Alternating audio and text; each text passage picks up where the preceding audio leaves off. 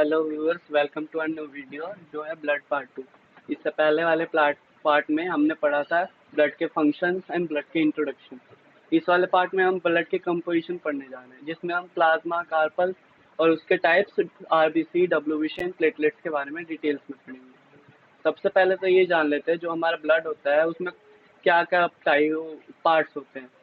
पहले तो हमारे पूरे ब्लड में 55% प्लाज्मा होता है एंड 45% कार्पल्स होता है, जिनमें ये तीनों टाइप्स आ जाते हैं हमारे, आरबीसी, डब्ल्यूबीसी एंड प्लेटलेट्स। ये तीनों जो होते हैं सेल्स के टाइप्स होते हैं, सेल होते हैं ये जो हमारे बॉडी ब्लड में प्रेजेंट होते हैं। अब इनको अगर हमारे ब्लड को अगर ट्यूब में एक भर के हम सेंट्रीफ्यूज करें, मतलब उसको तेजी से घुमाएं एक ही कांस्टेंट वैल्यू पे, तो वो तीन पार्ट में डिवाइड हो जाएगा। पहला तो है प्लाज्मा, जो हमारा येलो कलर का होता है। ये 55% हमारे टोटल वॉल्यूम ऑफ ब्लड में प्रेजेंट होता है।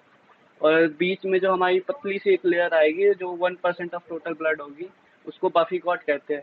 इसमें प्लेटलेट्स और ल्यूकोसाइट्स होते हैं, ठीक है। और ये जो हमारा लास्ट ये रेड कलर का, डार्क रेड कलर का सब्सटेंस दिख रहा है, इसको इरिथ्रोसाइट्स कहते हैं। ये हमारा आरबीसी होता है। इरिथ्रोसाइट्स इसका एक बायोलॉजिकल नेम है जिसको आरबीसी कहते हैं। और ये 45% ऑफ आवर टोटल ब्लड होता है, ठीक है। हम चलते हैं अपने इनको डिटेल्स में जानते हैं। पहला तो है प्लाज्मा। ये प्लाज्मा, प्लाज्मा में 90% ऑफ वाटर डिजॉल्व रहता है और उसमें बहुत सारे डिजॉल्व सब्सटेंस भी रहते हैं जो उसमें घुल घुल जाते हैं, ठीक है। ये एक कोलाइडल सॉल्यूशन होता है जिसमें salt, hormones, proteins and albumins रहते हैं। मेनली जो इसमें जो प्लाज्मा में जो एल्ब्यूमिन्स होता है उनका मेन फंक्शन होता है। तो एल्ब्यूमिन जो होता है वो हमारे जो ब्लड हमारे ब्लड वेसल्स में फ्लो करता है, तो प्लाज्मा में जो एल्ब्यूमिन रहता है वो अपने सराउंडिंग सेल्स से वाटर अब्जॉर्ब करता रहता है और हमारे जो ऑस्मोटिक प्रेशर है ब्लड वेसल्स का वो मेंटेन करके रखता है, जिससे जो हमारा ब्लड प्रेशर है और ब्लड की वॉल्यूम है वो मेंटेन रहती है, ठीक है। तो पूरे बॉडी में वाटर लेवल भी यही मेंटेन करता है। क्लॉट फैक्टर भी होता है प्लाज्मा में, जो हमारे क्लॉटिंग फैक्टर क्लॉट ब्लड के अंदर वेसल्स में क्लॉट करने से प्रिवेंट करता है। ब्लड के अंदर थक्का जम जाए तो हमारी बॉडी ब्लड वेसल्स में ब्लड फ्लो नहीं कर पाएगा, जिससे हमारी बॉडी पैरालाइज हो जाएगी। इसीलिए इसमें ब्लड में एंटीकोगुलेंट भी होता है जो उसको क्लॉट करने से रोकता है। इसका जो कलर होता है येलो होता है, ठीक है। बस यहीं तक प्लाज्मा था। अब चलते हैं नेक्स्ट टॉपिक। नेक्स्ट टॉपिक है हमारा आरबीसी। इसका तो कलर रेड होता है और ये रेड कलर किसकी वजह से होता है, वो होता है हीमोग्लोबिन की वजह से। इसमें हीमोग्लोबिन प्रेजेंट होता है जिसकी वजह से इसका कलर रेड हो जाता है। इसका शेप सर्कुलर रहता है और अंदर से थोड़ा टिल्ट रहता है, मतलब अंदर की साइड झुका रहता है। इसका जो डायमीटर है वो होता है 6 to 8 माइक्रोमीटर, ठीक है। इसकी जो नॉर्मल वैल्यू होती है टोटल ब्लड में वो 5 मिलियन होती है एक अडल्ट में। और जो इन्फेंट होता है, जो बच्चा होता है, उसमें ज़्यादा भी हो सकती है और बुढ़ापे में ये कम हो जाती है। इसका जो टोटल लाइफ स्पैन है 120 डेज होता है। और जब हम हायर एल्टीट्यूड पे जाते हैं, मतलब किसी ऊंचाई वाली जगह पे जाते हैं, तो इसका जो साइज है वो बढ़ जाता है, क्योंकि वहाँ पे ऑक्सीजन की कमी रहती है, जिससे ब्लड को ऑक्सीजन कैरिंग कैपेसिटी बढ़ानी पड़ती है, इसलिए उनका साइज जो होता है बढ़ जाता है। इनमें न्यूक्लियस नहीं होता। अब आप तो जानते ही होंगे कि न्यूक्लियस में हमारे डीएनए और आरएनए प्रेजेंट होते हैं। तो हम डीएनए की जांच करने के लिए न्यूक्लियस तो चाहिए, तो इसमें न्यूक्लियस होता ही नहीं है, तो इससे हम डीएनए की जांच नहीं कर सकते। अभी अब ये 95% ऑफ टोटल कार्पल्स, जितने भी हमारे कार्पल्स थे 45%, उनमें 95% यही होता है। और 5% में हमारे डब्ल्यूबीसी से प्लेटलेट्स आ जाते हैं। इसके सिंथेसिस की प्रोसेस को कहते हैं इरिथ्रोपोइसिस। ये हमारे रेड बोन मेरो में सिंथेसाइज होता है, जिसे इरिथ्रोपोइसिस कहते हैं। अब next चलते हैं अपने अगले टॉपिक जो है प्लेटलेट्स। ये तो पहले कलरलेस होता है। यहाँ पे हमने येलो दिखाया है तो कंफ्यूज में तो ये होगा, इसका कलर होता है कलरलेस। ये बाइकॉनकेव शेप होता है, इसका शेप आप यहाँ पे देख सकते हैं कब बाइकॉनकेव होता है। इसका जो डायमीटर होता है 2 to 3 माइक्रोमीटर तक होता है। इसका जो पूरे काउंट होता है जो हमारे होल ब्लड में, वो होता है 2 lakhs इन कार्पल्स, मतलब सेल्स वाले पार्ट में जो 45% था उसमें 2 lakhs होता है। इसका जो टोटल लाइफ स्पैन होता है 7 डेज होता है। 7 डेज के बाद ये डेड हो जाते हैं और न्यू जो प्लेटलेट्स होता है दोबारा फॉर्म हो जाते हैं। इसमें भी न्यूक्लियस नहीं होता, तो इसमें भी हम लोग डीएनए की जांच नहीं कर पाते। Synthesis of platelets called thrombopoiesis. इसके जो बनने की प्रक्रिया को हम थ्रोम्बोपोइसिस कहते हैं। ये भी हमारे रेड बोन मैरो से फॉर्म होता है। अब है हमारा WBC, जिसे हम ल्यूकोसाइट्स भी कहते हैं। ये प्रोटेक्शन का कार्य करता है बैक्टीरिया से, वायरस से, पैरासाइट से एंड ट्यूमर सेल से। ये ट्यूमर सेल्स है, ठीक है, TUMER है। इसकी जो टोटल वैल्यू होती है 4800 to 10800 WBC in 1 millimetre cube of blood. मतलब 1 mm क्यूब ब्लड में ये 4800 से 10800 तक होता है। ये यही एक जो होता है हमारे कालपस में कंप्लीट सेल होता है, क्योंकि इसमें न्यूक्लियस भी होता है, ऑर्गेनेल्स भी रहते हैं। एक कंप्लीट सेल्स को फॉर्म होने के लिए ये दो मेन उसके वो स्ट्रक्चर होते हैं। अब RBC remain in blood, but WBC can go out of the blood vessel to the protection of tissue from the parasites. इसको डायपिडेसिस कहते हैं। डायपिडेसिस क्या होता है? हमारे टिश्यू में जब कोई बाहर से पैरासाइट्स आ जाता है और उसको हार्म करने लग जाता है, तो हमारे ब्लड वेसल्स में वह ब्लड वेसल्स के बाहर WBC जा सकते हैं और RBC नहीं जा सकता, क्योंकि उसका साइज बड़ा होता है और WBC का छोटा होता है। इसके पूरे प्रोसेस को डायपिडेसिस कहते हैं।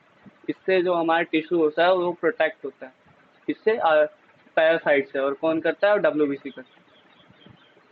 अगर WBC का काउंट 11,000 से ऊपर चल जाए पर सेल मिलीमीटर क्यूब में, तो उसको ल्यूकोसाइटोसिस कहते हैं। अगर लो हो जाए WBC का काउंट, मतलब इस नॉर्मल वैल्यू से 9 हो जाए, तो उसको ल्यूकोपेनिया कहते हैं। ठीक है, ये डिजीज है एक, ल्यूकोपेनिया और ल्यूकोसाइटोसिस। अब ये 2 टाइप्स के होते हैं हमारे WBC, एक ग्रेनुलोसाइट्स और ग्रेनुलोसाइट्स। ग्रेनुलोसाइट्स वो होते हैं जो हमारे सेल्स के अंदर छोटे छोटे पॉइंट लाइक स्ट्रक्चर होते हैं, ठीक है, और ऑर्गेनोसाइट में ये पॉइंट लाइक स्ट्रक्चर नहीं होता। अब आते हैं अपने फर्स्ट टाइप पे WBC के, वो है ग्रेनुलोसाइट। ग्रेनुलोसाइट्स 3 टाइप्स के होते हैं, न्यूट्रोफिल, इओसिनोफिल और बेसोफिल।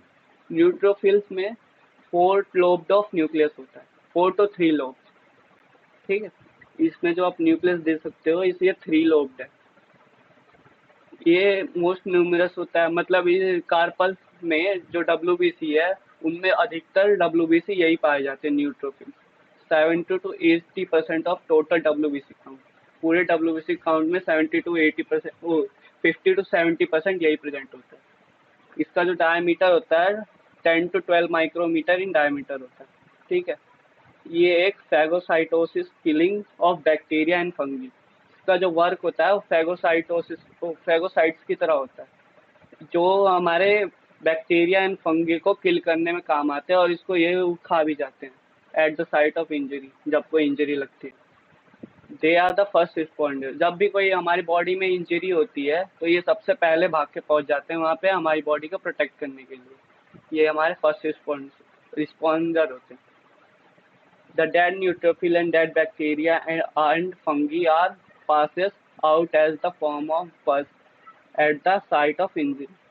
जब हमारी इंजरी के साइड में पैरासाइट एंटर कर जाते हैं और न्यूट्रोफिल जाके उन्हें मार देता है, तो वो बाहर कैसे निकलते हैं? एट द फॉर्म ऑफ पस निकलते हैं, पस की फॉर्म में बाहर निकल जाते हैं। जो डेड बैक्टीरिया एंड फंगी होते हैं और जो हमारे लड़ाई करते करते न्यूट्रोफिल्स जो मर गए हैं वो पस की फॉर्म में बाहर निकल जाते हैं। अब हमारा सेकंड टाइप है इओसिनोफिल। ये टू लोब्ड न्यूक्लियस होता है, यहाँ पे आप देख सकते हैं ये टू लोब्ड न्यूक्लियस है, और ये 2 to 4% of total WBC count में होता है, मतलब 2 to 4% तक प्रेजेंट होता है टोटल WBC में। इसका डायमीटर 10 to 12 माइक्रोमीटर होता है इन डायमीटर। इसकी जो वर्किंग होती है, its cytoplasmic granule release a enzyme that digest parasite worm. Parasitic worm जो होते हैं जो हमारी बॉडी को हार्म करते हैं, तो उनमें जो इसका साइटोप्लाज्म होता है वो एक केमिकल रिलीज कर देता है जो जाके डाइजेस्ट कर जाता है पैरासाइटिक वॉर्म को। It has blue and red nucleus. इसका जो न्यूक्लियस होता है वो ब्लू एंड रेड होता है, ठीक है। अब हमारे थर्ड टाइप पे आते हैं जो है बेसोफिल। ये सबसे रेयरेस्ट होता है, मतलब ये सबसे कम पाया जाता है WBC में, और इसका जो न्यूक्लियस होता है किडनी शेप्ड न्यूक्लियस होता है, मतलब किडनी के शेप का न्यूक्लियस होता है। और ये सबसे रेयरेस्ट होता है, तो इसकी वॉल्यूम देख लीजिए आप, less than 1% of total WBC, मतलब 1% से भी कम मात्रा में प्रेजेंट होता है अपने टोटल डब्ल्यूबीसी में। इसका जो डायमीटर होता है 8 to 10 micrometre in diameter. It has histamine containing granules, जो जो हमारे स्टेन, जो डार्क ब्लू स्टेन होते हैं, और it is an inflammatory chemical, inflammation पैदा कर देता है eight the site of injury. और इसकी वर्किंग होती है कि जो हमारे जो ब्लड वेसल्स है उसको लीकी बना देता है। लीकी क्या होता है, अब जो कोई हमारे पैरास टिश्यूज में जब कोई बाहर से पैरासाइट आता है तो उसको जो बचाने के लिए न्यूट्रोफिल्स या फिर बेसोफिल्स की जरूरत पड़ती है ना, तो हमारे कहाँ से आते हैं, ब्लड वेसल्स में। जो ब्लड वेसल्स लीकी होगा मतलब उसमें से ज़्यादातर बेसोफिल्स बाहर निकलेंगे तभी जाके तो आएंगे, तो लीकी हो जाता है जिसमें से ज़्यादातर बेसोफिल्स बाहर आ जाते हैं और साइड इंजरी के साइड पे जाके वर्क करने लग जाते हैं, किल करने लग जाते हैं। और ये attract other WBC eight the site of injury, और ये अदर डब्ल्यूबीसी को भी अट्रैक्ट करता है eight the site of injury कि आओ तुम भी आके मदद करो इसको हराने में। अब आते हैं अपने नेक्स्ट टाइप पे, वो है अग्रेनुलोसाइड। अब ये कंफ्यूज मत होइएगा कि अग्रेनुलोसाइड में ग्रैन्यूल्स नहीं होते, ग्रैन्यूल्स होते हैं इसमें, बस स्पेसिफिकली प्रेजेंट नहीं होते। जैसे हमारे ग्रैनुलोसाइड्स में स्पेसिफिकली दिखने लग जाते हैं ना, इसमें दिखते नहीं है। तो ये हमारे ग्रैनुलोसाइड टू टाइप्स के होते हैं, लिम्फोसाइट्स एंड मोनोसाइट्स। लिम्फोसाइट्स और स्पेरिकल न्यूक्लियस, और ये डार्क पर्पल होता है। स्पेरिकल ये राउंड राउंड शेप होता है, ठीक है, वैसा न्यूक्लियस होता है इसमें, और डार्क पर्पल होता है। ये 20 to 30% of total WBC count, मतलब 20 to 30% तक होते हैं टोटल डब्ल्यूबीसी काउंट में। इसका जो डायमीटर होता है 7 माइक्रोमीटर होता है। Arise from lymphoid stem cell, जो लिम्फोइड स्टेम सेल होता है जो हमारे रेड बोन मेरो में प्रेजेंट होता है उससे अराइज होता है, मतलब उससे सिंथेसाइज होता है। It has 3 types, B lymphocytes, T lymphocytes and natural killer cell. अब पढ़ते हैं इनको डिटेल में। हमारा जो फर्स्ट टाइप है वो बी लिम्फोसाइट्स, इसको बी सेल भी कहते हैं। इसका जो वर्किंग होती है, it produces antibody, that's why it's play a role in humoral immunity. ये ह्यूमरल इम्यूनिटी में वर्क करता है और ये एंटीबॉडी प्रोड्यूस करता है। It mature in bone marrow, that's why it's also called as B cell. Bone marrow B से शुरू होना है, तो ये बोन मैरो में मिच्योर हो जाते हैं, जाके मिच्योर होते हैं वहाँ पे, तो इसीलिए इनको बी सेल्स भी कहते हैं। टी लिम्फोसाइट्स, इसको टी सेल्स भी कहते हैं। इसका जो वर्किंग होता है, it provide cellular level of immunity by physically attacking on the disease cell. ये डिजीज सेल में जाके फिजिकली अटैक कर देते हैं, वहाँ पे जाके जितने भी पैरासाइट वहाँ प्रेजेंट होते हैं उनको किल कर देते हैं और उनको खा जाते हैं। ये जाके थाइमस में, इट्स मेच्योर इन थाइमस में, ये जाके थाइमस में मेच्योर होते हैं, इसीलिए इसको टी सेल्स भी कहते हैं। थाइमस टी से शुरू हो रहा है ना, इसलिए टी सेल कहते हैं। अब नेचुरल किलर सेल, ये इसको एनके सेल भी कहते हैं शॉर्ट में। It recognise the cell that do not express self protein. इसका जो वर्क होता है, ये जो हमारे बॉडी में, बॉडी के जो टिश्यूज नहीं होते ना उसको आइडेंटिफाई करने में मदद करती है। हमारी बॉडी के जो सारे सेल हैं वो अपना एक स्पेशल टाइप ऑफ प्रोटीन बनाते हैं, जो इनको जो और जो नहीं बना पाते उनको ये आइडेंटिफाई कर लेते हैं और जाके उन्हें मार देते हैं। ठीक है, ये मेनली कैंसरस सेल्स को मारते हैं। अब हमारा लास्ट टॉपिक है जो एग्रेनुलोसाइट का सेकंड टाइप है। ये ओवल न्यूक्लियस होता है और 2 to 8% of total WBC count में प्रेजेंट होता है। इसका जो डायमीटर होता है 12 to 20 micrometre in diameter. It's synthesised by myeloid stem cell. ये माइलॉइड स्टेम सेल्स के द्वारा सिंथेसाइज होते हैं, मतलब बनते हैं। ये भी हमारे रेड बोन मैरो से अराइज होता है। इसका जो न्यूक्लियस है वो सबसे ज़्यादा बड़ा नहीं होता, मतलब ये भी एक किडनी टाइप का वो न्यूक्लियस होता है हमारे बेसोफिल्स की तरह। ठीक है, पर ये हमारे जो डब्ल्यूबीसी के जितने भी टाइप्स हैं ये सिमिलर हो सकते हैं, लेकिन इनकी जो वर्किंग है ये इन्हें डिफ्रेंशिएट करती है अलग अलग। तो यहीं पे हमारी वीडियो एंड होती है। Thanks for watching.